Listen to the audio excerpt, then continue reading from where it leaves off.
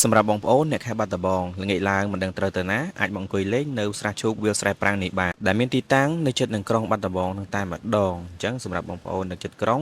ឬក៏នៅក្នុងក្រុងអីល្ងាចឡើងអាចមកលេងទីនេះជុំគ្នាជាលក្ខណៈគ្រួសារអីបានផងដែរហើយមិនត្រឹមតែប៉ុណ្ណោះបងប្អូនក៏អាច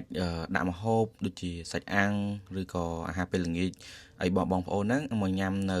មាត់ស្រះនេះក៏បានផងដែរហើយសម្រាប់រដូវកាលពេលនេះបងប្អូននៅកន្លែងស្រះឈូកហ្នឹងគឺមានទេសភាពស្រស់ស្អាតត្រជាក់ភ្នែកតែម្ដងដោយសារតែយើងបានអង្គុយនៅមាត់ស្រះមើលផ្កាឈូកដែលកំពុងតែរីកស្គុះស្គាយមើលទៅស្រស់ស្អាតមែនទែនបងប្អូនប្លែកអារម្មណ៍ម្យ៉ាងទៀតផងដែរហើយសម្រាប់កន្លែងហ្នឹងផងដែរគឺខ្ញុំrecommendឲ្យបងប្អូនទៅពេលល្ងាចម៉ោង5 6អីចឹងទៅឲ្យមេត្រជាក់យើងអាចអង្គុយឈៀលលេងឬក៏យើងអាចទិញជាម្ហូបអាហារដែលមានបងប្អូនគាត់លក់នៅទីនោះមានដូចជាបុកល្ហុងប្រហិតចៀនសាច់គោអាំងមូកថាគ្រឿងសមុទ្រអាំងហើយនឹងម្ជូរអីផ្សេងៗហ្នឹងតែអ្វីដែលខ្ញុំសង្កេតឃើញបងប្អូនដែលគាត់ពេញនិយមជាងគេបងប្អូនគឺសាច់គោអាំងមួយចង្កាក់500រៀល3ខ្លាំងមែនតើបងប្អូនជាមួយសាច់គោអាំងនេះជួបជាមួយនឹងម្ចាស់ឧបត្ថម្ភបន្តិចសិនខោទឹកនោមប៉ាប៉ាវ Super Premium Gold ចំនួនថ្មីស្ដៅទន់ល្មើយជក់ទឹកបានលឿនចង្កេះខោបាត់បែនប្រភេទ Pure Set មានរ៉ូលងាយស្រួលរុំចោលសាច់ខោប្រភេទ 3D ជួយឲ្យខ្យល់ចេញចូលគ្រប់គ្រាន់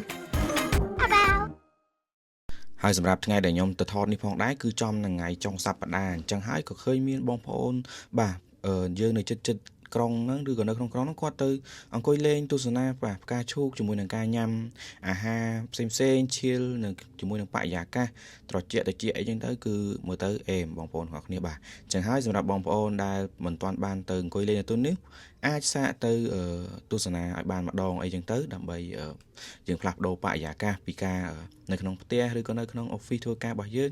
ទៅទទួលយកខ្យល់អាកាសឬក៏ដូចជាគយគន់ផ្កាឈូកមើលបាទអេមែនតែនហើយអ្វីដែលខ្ញុំស្រឡាញ់នៅទីនោះបងប្អូនគឺការរៀបចំជាមួយនឹងអនាម័យសម្រាមក៏ដូចជាការរៀបចំកន្លែងចំណតឡានចំណតម៉ូតូអីហ្នឹងគឺបានល្អមែនតែនហើយមួយទៀតតកតងទៅនឹងបងប្អូនអ្នកអាជីវករលក់ដូរនៅទីនោះក៏គាត់មានការលក់ជារបៀបរៀបរយត្រឹមត្រូវដែលពុំមានភាពរញ៉េរញ៉ៃអីនោះទេហើយនេះគឺខ្ញុំដើរមកថតនៅខាងនេះបងប្អូនបាទគឺមានទេសភាពប្លែកម្យ៉ាងទៀតដែរដែលបងប្អូនពីច្រើនគាត់មកគាត់បានដើរមកខាងនេះស្រះទេគាត់នៅតែអង្គុយខាងនោះហើយនេះគឺជាលោកអ៊ំដែលគាត់ជាអ្នកមើលការខុសត្រូវនៅទីហ្នឹងហើយគាត់ក៏ជាអ្នកដើរបេះផ្កាឈូកក៏ដូចជាបេះផ្លែឈូកនៅទីហ្នឹងផងដែរបើសិនបើជាបងប្អូនត្រូវការជាវបាទលក្ខណៈដុំឬក៏រាយអីជាមួយនឹងផ្កាឈូកយកទៅលក់បន្តអីហ្នឹងគឺគាត់មាននេះគាត់ផ្សាប់ប្រាប់ខ្ញុំទេបាទឲ្យគាត់ឲ្យខ្ញុំជួយប្រាប់ទៅអ្នកមើលផងគឺលោកគេចង់ទិញហើយចុងក្រោយនេះក៏បានជួបជាមួយនឹងបងប្អូនដែលជាសិស្សសាលាគាត់ស្គាល់ខ្ញុំទៅក៏គាត់មកលេងបាទគាត់សុំចូលវីដេអូផងដែរហើយបងប្អូនពិតជា friendly មែនតែនក៏ដូចជារស់រីរាក់ទាក់ផងដែរចុងក្រោយអត់មានអីទៀតទេអរគុណជម្រាបលា